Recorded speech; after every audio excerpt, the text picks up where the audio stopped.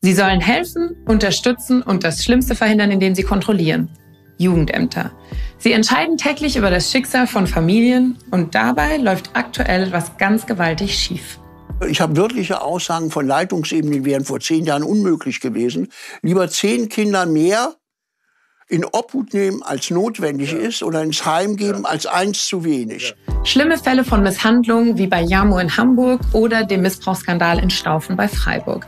Sie landen immer wieder in den Medien und dann steht eine Frage im Raum: Wo war das Jugendamt und warum hat niemand was getan? Dadurch sind eben auch die Jugendamtsmitarbeiter einerseits richtig mehr sensibilisiert worden, andererseits aber auch haben sie Angst, noch mal wieder was falsch zu machen, dass es wieder zu diesen schlimmen Fällen kommt. Die Jugendämter greifen immer häufiger ein und mehr Kinder landen dann auch im Heim.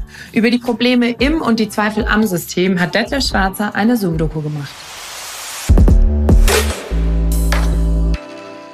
Wir haben also auf der einen Seite Familien, oftmals sind es alleinerziehende Mütter, denen Kinder aus ihrem Umfeld genommen wurden von den Jugendämtern und man nicht ganz genau weiß, warum eigentlich.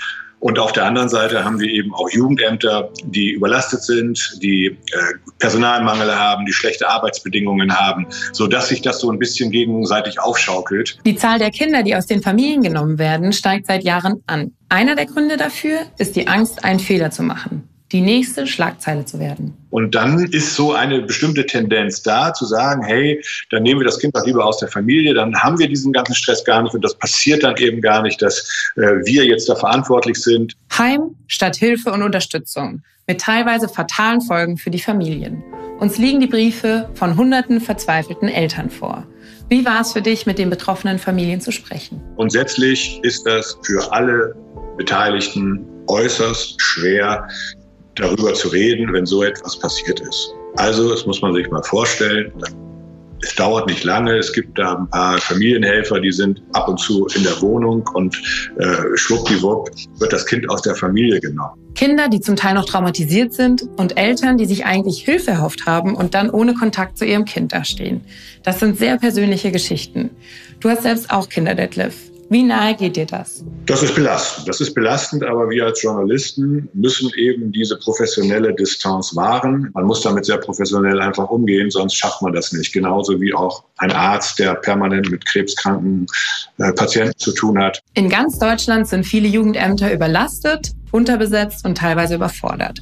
Laut einer repräsentativen Studie kommen mancherorts auf einen Mitarbeiter bis zu 100 Fälle.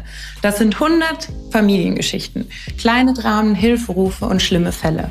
Empfohlen werden 35 bis 40 Fälle pro Mitarbeiter. Bei 100 bleibt aber kaum die Zeit, genau nachzugucken.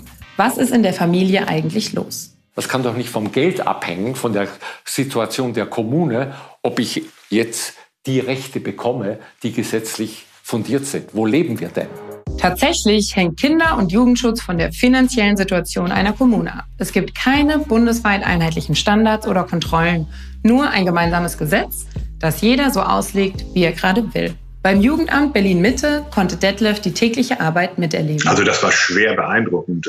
Man war praktisch hautnah dabei, konnte sehen, wie dann Menschen, die schon die Aktenberge vor sich haben, immer noch eine Akte drauf bekommen und noch eine Akte drauf bekommen. Das ist eigentlich nicht mehr zu leisten. Engagierte Mitarbeiter kommen an die Grenzen des Machbaren und des Vertretbaren. Allein in der Hauptstadt sind rund 170 Stellen unbesetzt. Und wir geben uns Mühe, wir schreiben Brandbriefe, wir streiken, aber wir werden da nicht gehört. Mit der Überlastung steigt die Gefahr für falsche Entscheidungen. Die Forderung der Pädagogen und Sozialarbeiter? Ganz klar, dass die Belastung weniger wird, dass die mehr bezahlt werden, dass die Einstiegsgehälter steigen, dass einfach mehr Attraktivität der Job mit sich bringt, dass sie wieder mehr in die Familien gehen können. Also alles, was den Job an sich eigentlich ausmacht. Ein erster Schritt könnte die strikte Begrenzung der Fallzahlen sein. Außerdem fordern Experten mehr Kompetenzen beim Bund, das kontrolliert und eingeschritten werden kann. Denn aktuell tut unser System oft nicht das, was es eigentlich soll: die Kinder und Jugendlichen schützen.